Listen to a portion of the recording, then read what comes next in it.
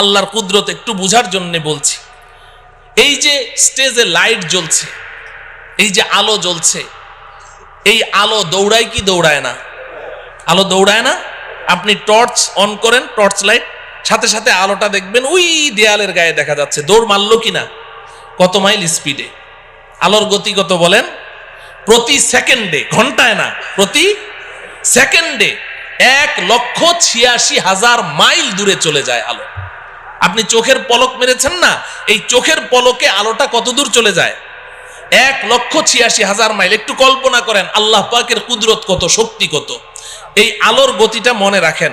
এবার তাফসিরে রুহুল বায়ানের মধ্যে আছে আল্লাহ রব্বুল আলামিন আকাশে এমন অসংখ্য অগণিত তারা সৃষ্টি করেছেন, যেই দিন আল্লাহ পাক ওই তারাগুলোকে সৃষ্টি করেছেন কত হাজার বছর আগে সৃষ্টি করেছেন আল্লাহ ছাড়া কেউ বলতে পারবে না।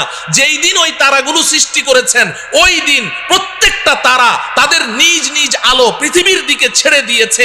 ওই আলোগুলো দৌড় শুরু করেছে প্রতি সেকেন্ডে 1,86,000 মাইল স্পিডে দৌড় শুরু করেছে।